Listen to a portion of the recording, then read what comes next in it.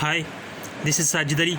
I wanted to talk for today's topic, that is the 7 C's of effective communication. So as we know that communication is very much effective by using these 7 C's. 7 C's is very much compulsory and very much necessary for effective communication. So here is a look at the 7 C's, that what is 7 C's and the advantages of 7 C's, and how 7 C's it will be make clear and make easy to that we will use in our daily life communications. So the 7 C's of communication: how often you communicate with people during your day, how clear is your communication. I wanted to share the 7 C's of communication to ensure you are communicating in the most clear and effective way possible.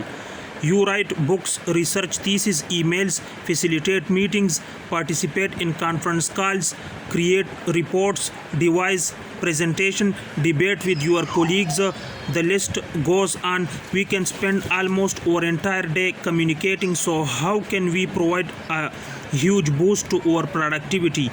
We can make sure that we communicate in the clearest, most effective way possible. This is why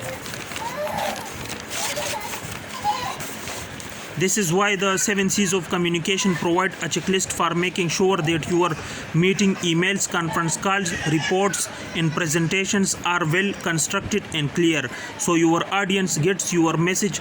All of us communicate every day. The better we communicate, the most credibility we will have with our clients, our boss, and our colleagues. Use the 7 C's of communication as a checklist for all of you, or for all of your communication. By doing this, you will stay clear, concise, concrete, correct, coherent, complete, and courteous. So these 7 C's are very much important for effective communication in our daily lives. As we are communicating our daily lives by creating meeting minutes, by creating meetings, going in a conference calls, conducting workshops, lecturing to students, by lecturing the audience. So we should go for speeches. We should also communicating in our daily lives in different aspects of our lives. So number one is completeness. Communication must be complete. It should convey all facts required by the audience. So communication, it must be complete. By communication, if we are complete, so our message this should be concrete, this should be good, this should be complete. And the complete message, the person, the receiver will know asking any more question, and he will be complete enough to understand the message. So it should convey all facts required by the audience, understood or no receiver's mind. The sender of the message must take into consideration the receiver mindset and convey the message accordingly. Enhances reputation of an organization. Complete communication develops and enhances reputation of an organization. So complete communication, it can make an organization the best and the skillful organization. It will also repute that organization, the motto, the occurrence of that organization, that will be the reputation of that organization is very much good and better and the best. So complete enhances, so it will also, moreover, they are cost saving, as no crucial information is missing and no additional cost is incurred in conveying extra message if the communication is complete.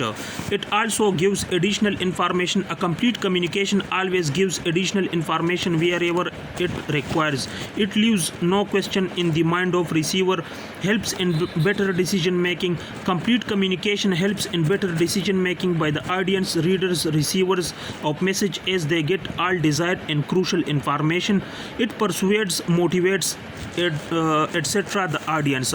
So complete message, this is very much necessary for the organization, for the person he is writing or he is researching the thesis, etc. So for this, completeness is very much necessary for a person, that his message is very much necessary and avoidable. The extra journality, it will be particular in a sense that it will readable by the receiver.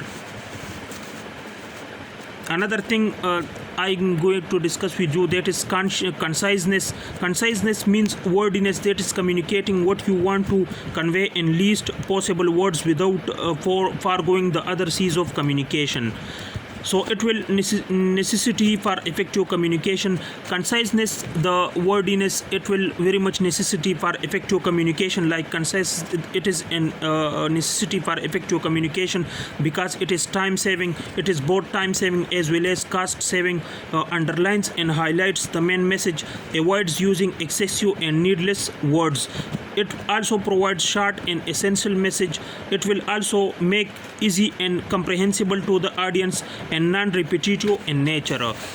So conciseness, this is very much necessary for the effective communication in our daily lives, because it can reduce the excessive use of words, which is not good for the effective communication. So another thing which is necessary for effective communication, that is consideration. Consideration actually implies the stepping into the shoes of others, taking the audience into consideration. Like in this you will take in consideration like what is your audience, what is their beliefs, what is their viewpoints, what is their what is the level of what is the level of your student, what is the level of the people they are sitting to you, they are your audience to whom you are writing the book, to whom you are going to take interviews. So this is very much necessary that you should take the audience in your mind.